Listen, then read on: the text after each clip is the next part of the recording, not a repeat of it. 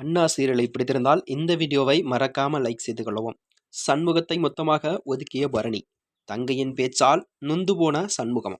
வாங்க வீடியோவை முழுமையாக காண்க. சண்முகத்துடன் சண்டை போட்டுக்கொண்டு வெளியே சென்ற நிலையில்தான் சண்முகம் வீட்டுக்கு வரும் சவுந்தரபாணி. பரணி அவசரத்தில் ஒரு பெட்டியை மட்டும் எடுத்துவிட்டு வந்துவிட்டால், இதனால் அவ பொருள் எல்லாத்தையும் கொண்டு வரச் சொன்னதாக சொல்கிறான். இதனைத் தொடர்ந்துதான் சண்முகம் அதை நம்ப மறுக்க, சவுந்தரபாண்டி நானே வேணுமுனா அவளை வந்து சொல்லவா என்று கேட்கிறாராம். சண்முகம் தானே கேட்கிறேன் என்று பரணிக்கு போன் செய்கிறாளாம். அவர் போனை எடுக்காததால் பொருட்களை திருப்பி கொடுக்கிறான். அந்த நிலையில் தான் இதை கேட்டு கடுப்பான பாக்கியம், என்ன சண்முகம் பேசுற, உன் குடும்பம் நல்லா இருக்கக்கூடாது என்று பரணிக்கும் உனக்கும் இருக்கும் சண்டையை அவர் சாதகமாக்கி அவர் உன்னை பரணியும் இருந்து பிரிக்க பார்க்கிறாராம். அதுக்கு நீயும் இடம் தர, இப்படி 2 பேரும் இருந்தா பிரிய வேண்டியதுதான் என சொல்கிறாராம்.